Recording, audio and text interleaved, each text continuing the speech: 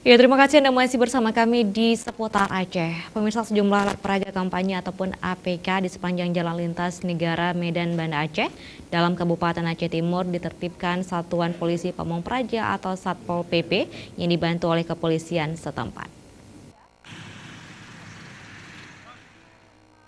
Ketua Panwasli Kabupaten Aceh Timur, Maimun, mengatakan penertiban APK yang dilakukan dengan melibatkan Satpol PP tersebut guna menindaklanjuti pelanggaran yang dilakukan oleh setiap peserta pemilu di wilayah kerja Bawaslu Kabupaten Aceh Timur guna menjalankan proses pemilihan umum sesuai tahapan serta sejalan dengan Undang-Undang Nomor 7 Tahun 2017 tentang Pemilu dan Peraturan Bawaslu tentang pengawasan.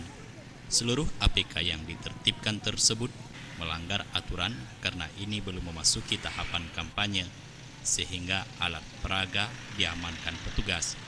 Sebelumnya, Bawaslu Aceh Timur juga telah mengirim surat kepada masing-masing partai politik peserta pemilu dan sebagian ada yang telah dipindahkan, namun sebagian juga masih terpasang sehingga dilakukan penertiban ataupun pembongkaran pada hari ini.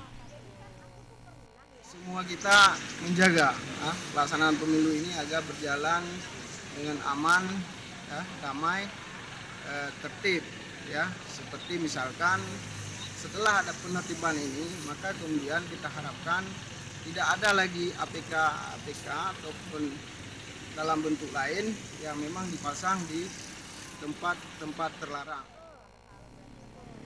Sebagaimana dasar PKPU nomor 7 tahun 2017 yang diubah dengan PKPU 5 tahun 2018 menyangkut tahapan, program dan jadwal, Panwaslu Aceh Timur telah 2 kali menyurati partai politik untuk menghimbau agar tidak melakukan kampanye di luar jadwal alias curi star kampanye.